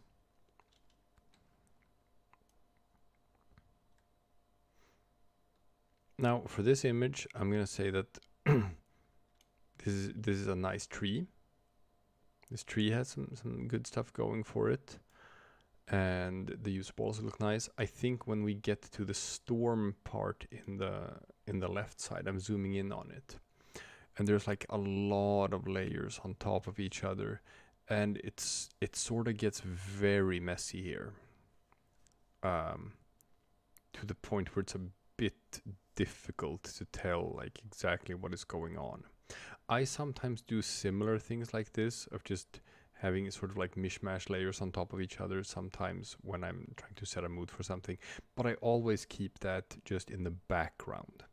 I never have it in the foreground, like slapped on top of things that you're actually supposed to be able to see, like these smaller country balls here that are almost hidden behind these sort of like chaotic layers.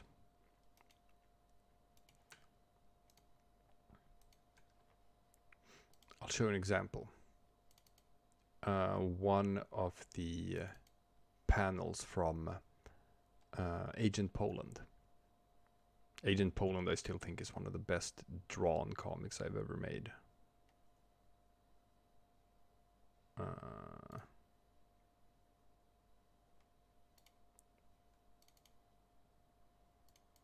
just gonna pull this up.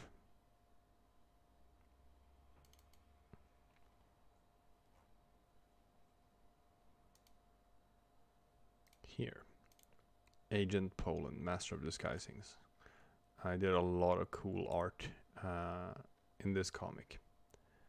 But here, for example, in the background, here you can tell that it's like, you know, I started with drawing random lines, random squiggles in the background. And then I drew another layer on top of that with some other random squiggles. And then I drew, used like some brush tools to just sort of like make that messier. And then I did another thing on top of that. And then I did another thing on top of that. And the end result is, if you zoom out, it just sort of looks like a smoky sort of like scene, just like a casino background. You can sort of like make out that there's some other stuff going on there. You can't tell sort of any details, but it works to just sort of like give it like the feel of a scenery. But all of that is just in the background. I wouldn't do that in the foreground on top of the things that I actually want people to be able to look at. The individual chain links on the monocle look really good. Oh, yeah, dude, these are the best chain links I've ever drawn. Those chain links look so goddamn good. I've never been able to replicate them and make them look that good ever again. I don't even know how I did it. Those are really nice. I know. I love those chain links. Now, these chip stacks, they do look a bit line tooled, I have to say. Not on purpose. I just drew one and then I copy pasted it over and over and over again. It's the same chip. I should have sort of like shuffled them around a bit so that they were like not stacked perfectly on top of each other. That would have worked better. And like every single panel in this comic has like a different art style. Notice like how I drew clouds and how I drew the sky different in every panel as well. So in this panel, this is how I drew the clouds. Just a sort of like smoky, shady thing. It's like not thick clouds. And then here, there's no clouds at all. I don't think so. It's just monochrome. But I had some interesting ideas for how to draw like the outline of a jungle.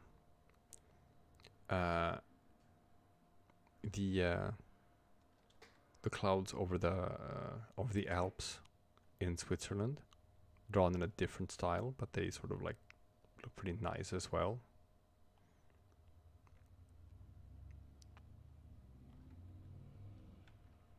Man, such nice art in this comic. Was this one in Paint or GIMP? Oh, this was all MS Paint. Oh, damn. I only started drawing in GIMP like for the past year or so. Before then, I always drew everything in MS Paint. Is the font for Master of Disguisings Bauhaus 93? I don't know, is it? Let's check. I have to put that on top.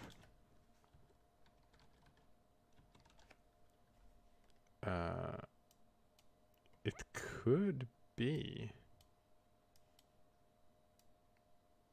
Let's see. And cursive? Now I have to look. If someone like called it, I would be really impressed. It does look like it.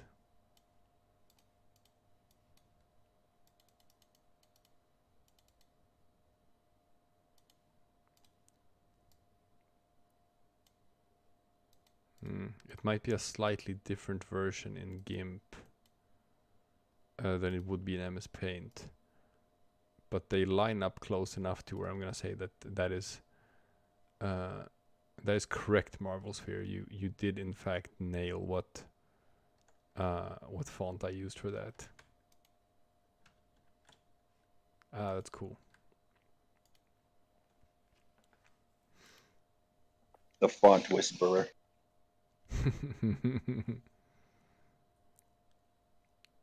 Yeah, that is impressive. That is impressive.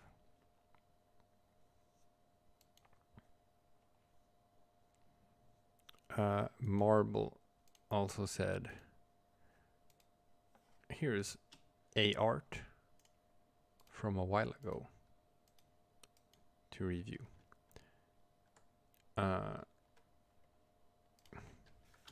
Is that the yeah, that's the flag of Toronto. So I'm guessing this is some sort of building in Toronto. And I always thought if you flipped the flag of Toronto upside down, it looks like a leaf covering somebody's crotch. That's the Toronto Town Hall. Ooh. This looks nice. This is a nice like angle and perspective. This looks cool. Yeah, this one's really good. I drew the Toronto flag on one of the streams. I'm so annoyed that it's not centered. Right, that it's like slightly tilted to the left. Nice. No, it's an awful flag. I don't like the flag of Toronto. No, I don't like it either. It's kind of like corporate and soulless. There's just something off about it. Here. Look at this, people. I'll paste it in. It's not aligned, which looks so weird when it's got like this little arch to it. It looks so weird that it's not aligned.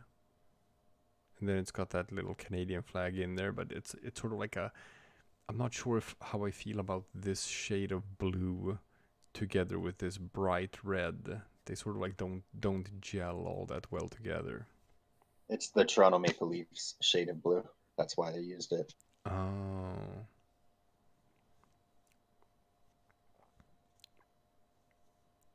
It's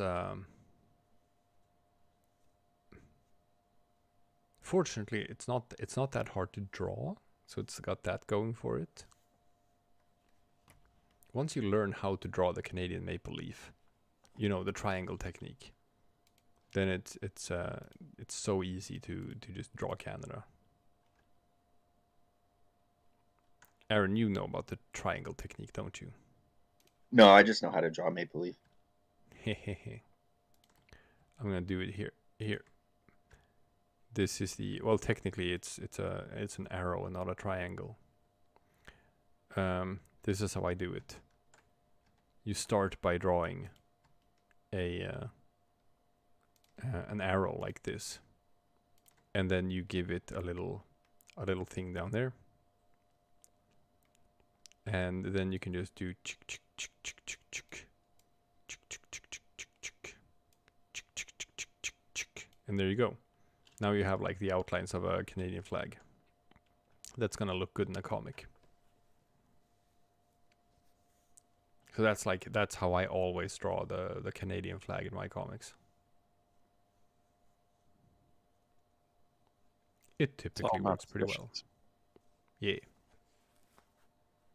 Looks good too. Yeah, it definitely looks less sloppy than mine. I don't really have I just draw them straight up, but they look kind of goofy sometimes. Anyway, this is my technique for drawing the maple leaf, and it's not my technique. I learned it from someone else who showed this little tutorial for drawing it. I don't remember who drew it, but it's a nice way of drawing Canada. I don't think I have any good tricks. unfortunately. I can draw Maryland's flag pretty efficiently. That might be it. I posted a tutorial before in like the comment comics of the main sub for showing like how to draw weed.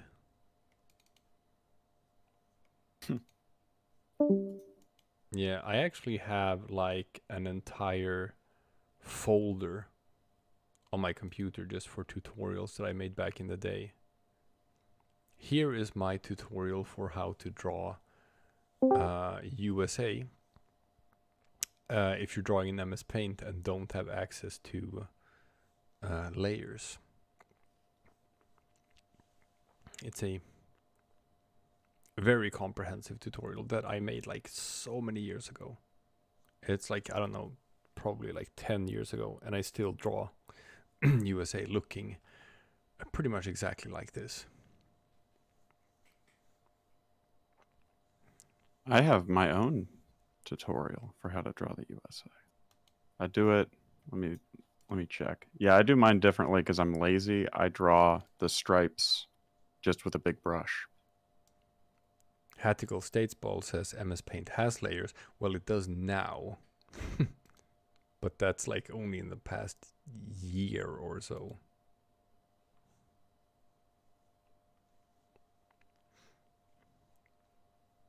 Sorry, as you were saying. Oh, I was just saying that I draw the stripes just with a big brush. Yeah. Well, that's easy if you have like an extra copy of the outline. Yeah. I'll send my tutorial in the Discord. Yeah, I found one from me too. Are we posting in good. I'll show them off. Here is a tutorial that I drew many, many years ago showing how to draw a cowboy hat. And this one even has... I hate cowboy hats. Yeah. Can't. I think this is actually a pretty good tutorial.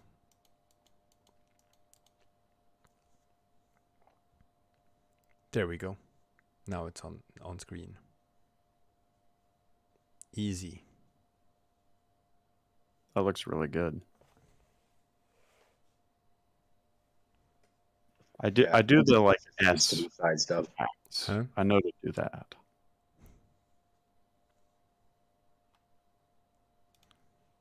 I had to draw a pickelhaube yesterday, and that was a pain in my ass. I remember for 2 days into Belgium, Cole, I wanted a pickelhaube, and I was like, "Nah, dude, best you're getting is a Stahlhelm. I'm not drawing one of those things over and over and over again." Yeah, I've only drawn it in one comic, and it was for my comic about the Rectangle doing his comedy show.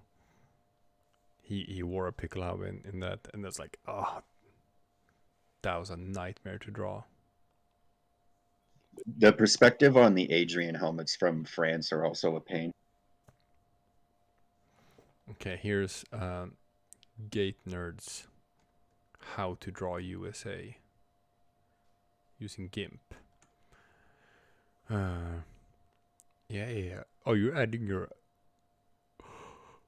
you had your eyes that early in the process. That's interesting. I just do that for all my balls. That's like, I draw that before I draw any flag, just so that I know what direction it's going to be facing.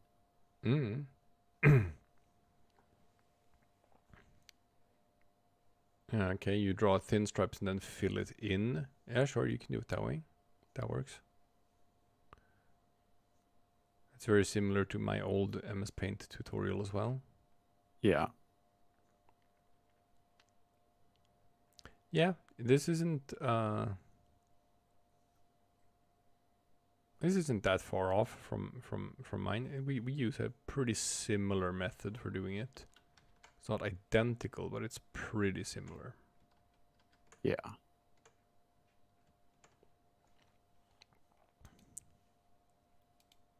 And I've watched Kolai draw, and me and Kolai have about the same drawing technique for most things, actually, but especially that. Froglord asks if I can post all of my tutorials in the Discord for people to use. Well, there are some things that are like not sort of helpful by themselves, but like I had some stuff just showing like how to imagine drawing perspectives and like how you can build grid lines to sort of understand like where things are supposed to be placed in real space. I used to have ping pong balls that I would draw flags on in order to get the actual perspectives right. I don't have those anymore, but it was kind of helpful, especially for like the UK. Mm-hmm. Here I even had like a pretty high effort example from one of my comics, showing like, obviously I don't do these grid lines in the background when I draw. It's sort of just in the back of my head, right? Even though I don't draw them out on the panel, I see these grid lines in my head, and they help me sort of understand where I'm supposed to place different things and how to get perspectives to work.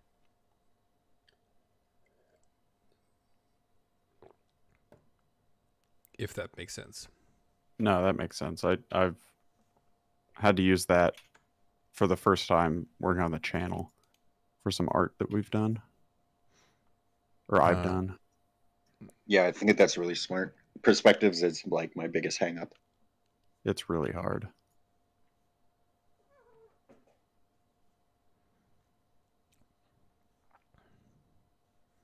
Gonna see if there's any other.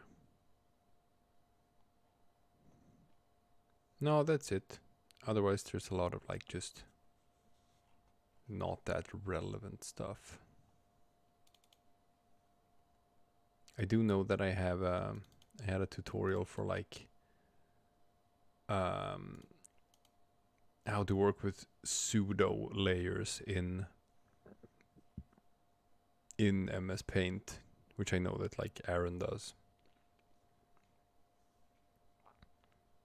Where you can just draw all of your stuff on the right side of the screen and then you just transfer it over to the left side and use transparent selection so that for a couple of seconds you have you have multiple layers.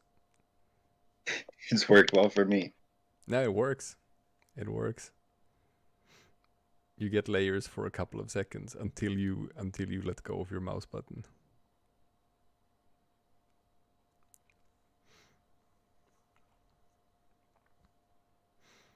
Oh man. But hey guys. Yeah. It's getting a bit late over here for me. I was about to say I was going to have dinner, so. Yeah, it's about dinner time. Well, for me, it's a 1:45 at night. So it's pretty goddamn late, and I have been streaming for more than 2 hours now.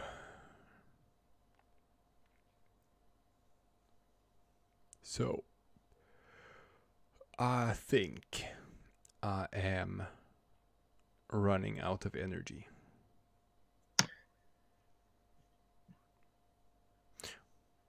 What do you say, guys? Is it time to call it?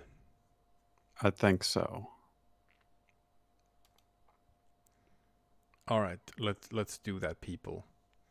Let's call the stream here. Thank you everyone for sticking around and watching for so long. We love you guys. You are the best community. And always fun to hang out with you. I agree. Yes. But now I am tired.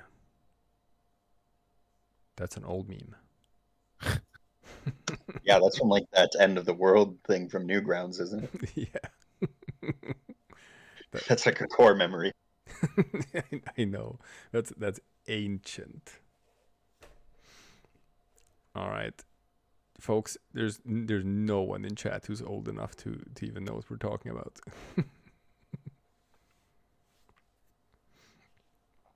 All right. But thank you for listening, everyone. And bye-bye. Stay safe. Have a nice day. Have a nice evening. Have a nice morning, no matter where you're at. And go out into the world and do something cool. Here, here. Yeah. All right. Adios, everybody. And peace out.